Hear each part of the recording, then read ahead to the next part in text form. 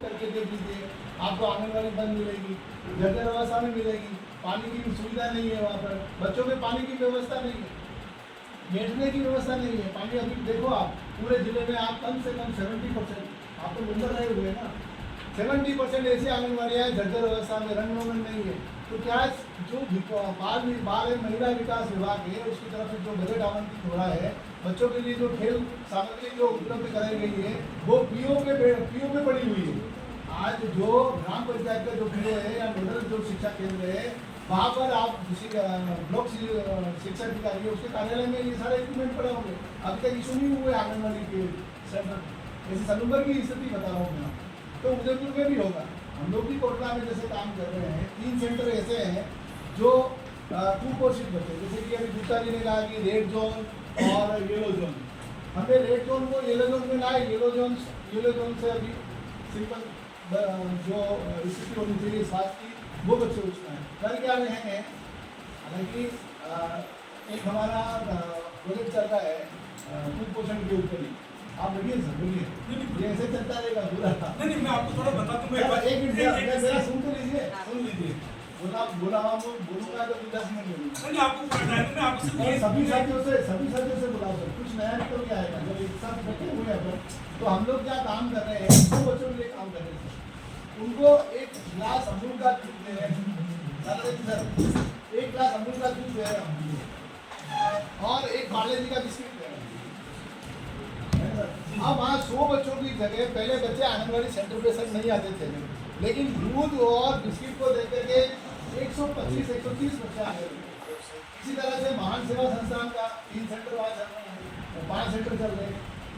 उनका क्या है कोटला वाले तो आए नहीं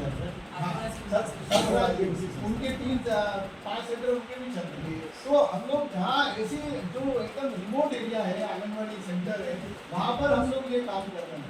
तो हमें धरातल पे अच्छी तरह से उसका पूरा सर्वे करना चाहिए। जैसे कि अभी बेसलाइन सर्वे की बात है, हो सकता है कि बेसलाइन सर्वे के अंदर कुछ चीज़ें छूट गई हो आपने, तो ये इसीलिए कहने को बेसलाइन सर्वे के ऊपर अगर एक मापदंड क्या रखा हो उसमें, तो रिपोर्ट के अंदर कहीं पर भी कुपोषण की स्थिति में पोषण कितना दे रहे हैं, समय पे दे रहे हैं, टीकाकरण हो रहा है कि नहीं हो रहा है, इसी तरह से खेल सामग्री वहाँ पर पहुँच रही नहीं, वहाँ पहुँची जर्जर अवस्था में है, वहाँ से बजट एलोट हो रहा है और यहाँ पर ऊपर के ऊपर दिखा रहे हैं आंगनबाड़ी सेंटर तक पहुँच ही नहीं रहा है, कार्यकर्ता तक नहीं पहुँच रहा है। पूरा जो मानवीय संसाधन है वहाँ पर आंगनबाड़ी सेंटर पे मौजूद भी नहीं मिलता है। कभी आंगनबाड़ी कार्यकर्ता आएगी, कभी सहायिका आएगी, कभी कोई आ रहा है। तो ये कहने का मतलब ये है कि हमें जब हम लोग धरातल पे काम कर रहे हैं तो हमें कहीं कहीं इन चीज़ों को ज़्यादा परखने की आवश्यकता है, कहीं फाइंड आउट करना पड़ेगा इन चीज़ों को। अब ये आंकड़े अगर मान लो अभी सरकार के पास जैसे मान लो प्रेस नोट आज जारी होगा आपकी तरफ से, और ये आंकड़े जैसे जाएंगे तो वो आपके ऊपर एक क्वेश्चन मार्क बना देंगे कि आपके पास क्या है आधार है ना। जैसे सर ने कहा कि आज महिला बाल विकास की तरफ से उससे क्या होता है कि अपना भी अपने को बल मिलता है काम करने की तैयारी करके आते वो भी है। और वास्तव में फिर लड़ाई ये होती कि अपन झूठ बोल रहे हैं कि वो झूठ बोल रहे हैं, सरकार झूठ बोल रही है कि संस्था झूठ बोल रही है या लोग झूठ बोल रहे हैं। तो मेरे कहना मतलब हमें इसके ऊपर कुपोषण के ऊपर बहुत काम करने की जरूरत है ना। रिमोट एरिया हो चाहे सिटी का एरिया की भी अगर आंगनबाड़ी लेते हैं ना, आज कोई स्थिति किराए के भवनों में चल रही है आंगनबाड़ी सेंटर सलूबर शहर में और उदयपुर शहर के अंदर इतनी आंगनबाड़ियाँ हैं जो सब किराए के भवन में चल रहे हैं और बिल्कुल रसोई के माफी है। कहाँ पर क्या कर रहा है, हेल्थ और हाइजीन का वहाँ पर कुछ नहीं है, गंदी वाला हो रहा है, मर्दिया को पोषण डाल देता है, कीड़े मकोड़े हो रहे हैं, उसके अंदर जाले हो रहे हैं, पूरे पोषण समय पे नहीं मिल रहा है। जच्चा बच्चा का क्या होगा फिर बताओ, कैसे उनका स्वास्थ्य अच्छा होगा। तो उत्तर तो मेरे कहना मतलब ये कि सर हमें इसके ऊपर बहुत काम करने की आवश्यकता है और हम सब साथी आपके साथ हैं। आप हमें काम बताइए, हम आपका मतलब इस काम में हम आगे बढ़ेंगे।